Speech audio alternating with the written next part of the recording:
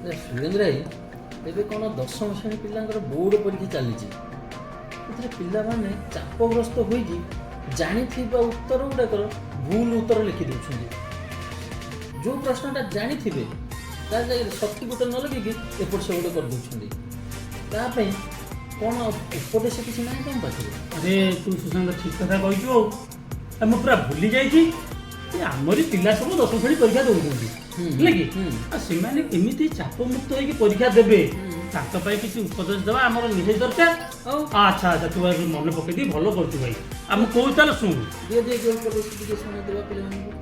ଆଉ ସହଜେ ବାଳକ କୋମଳ ମନଟି ସର୍ବଦା ଚଞ୍ଚଳ କରିଲେ ମନ ଗୋଟି ସ୍ଥିର ବିଦ୍ୟା ପ୍ରାପତି ନିଶ୍ଚୟ ତାର। କହିଲେ ଦେଖି ପିଲାମାନେ କିପରି ଶୃଙ୍ଖଳାର ସହ ବିଦ୍ୟା ଅଧ୍ୟୟନ କରିବେ? এই ଚାପ ସହିତ ଶୃଙ୍ଖଳାଟା ନିହାତି ଦରକାର ହେଲା। ଆଉ ଏ ପିଲାମାନେ ଆଜିକାଲି ଯୋଉ ତାଙ୍କ ମା ବାପା ମାନେ ସବୁ କହୁଛନ୍ତି ଅଧିକ ନମ୍ବର ନେଇଆ, ରାତି ସାରା ପଢ, ଦିନମାନ ସାରା ପଢ, ଚାପ ପଡି ଯାଉଛି ନା। ତେଣୁ ସେଇଥିପାଇଁ ତାହେଲେ ସେମାନେ କେମିତି ଶୃଙ୍ଖଳାର ସହ ପରୀକ୍ଷାଟା ଦେବେ ସେ ବିଷୟରେ ଆମେ ବୋଧେ କହିବା। ନିଶ୍ଚୟ।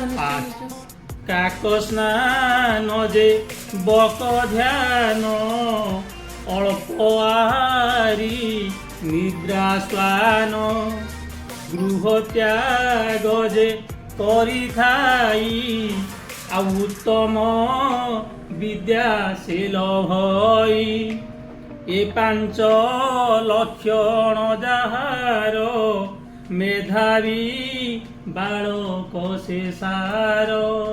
আচ্ছা আচ্ছা আচ্ছা, ହେଲା ଯେ ତେବେ ପରୀକ୍ଷା ଚାପରୁ ମୁକ୍ତି ମିଳିବ କିପରି ସେମାନଙ୍କୁ? ଆରେ ମୁଁ ବା ସେ ବିଷୟରେ ଆଲୋଚନା କରୁଛି, ଆଉ ତୁ ଟିକେ ଧୈର୍ଯ୍ୟ ଧର। ହଁ, ଧୈର୍ଯ୍ୟ ଧରିକି ବସିଲି, ତାହେଲେ ମୁଁ ଶୁଣିବି ଆଜି। ଆଉ ତାହେଲେ ଠିକ, କୁହନ୍ତୁ। ଏବେ ସୁଶାନ୍ତ ଶୁଣ, ମୁଁ କହୁଛି ହେଲା।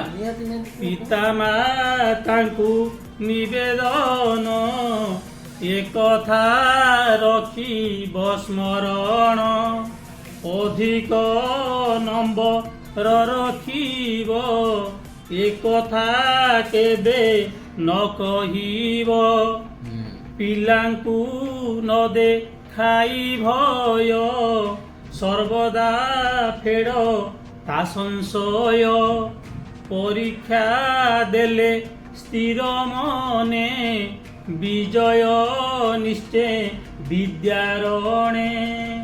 ଓହୋ, ହଁ, ଠିକ, 100% ସତ କଥା।